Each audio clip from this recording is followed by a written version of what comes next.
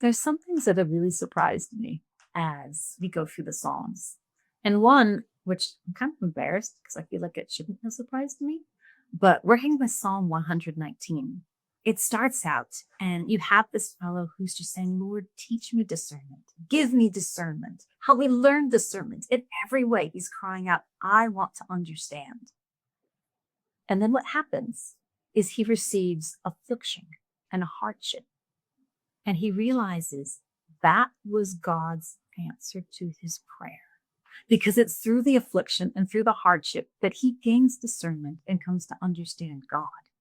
And it just hit me between the eyes that the hardship is God's vehicle for teaching discernment.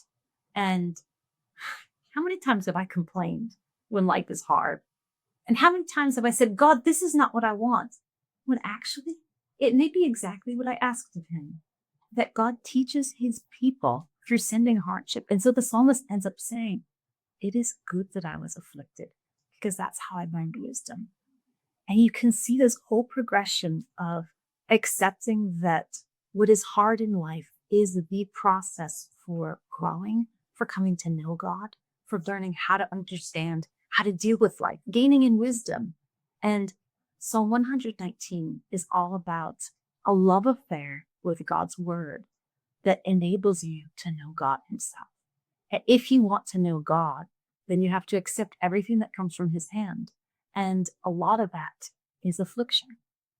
So that's now something that I tell my kids. They don't like it very much, but I want my children to know God.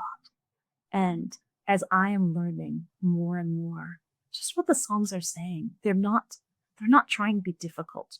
What they're trying to do is to speak to us in a way that it takes us a little bit of effort to get in. Because if it doesn't take effort, we're not going to pay much attention. But when you're working through the Hebrew, or actually not even just the Hebrew, when you're working through the Psalm and you suddenly realize this is the answer to that, you have to ask yourself, am I asking for discernment?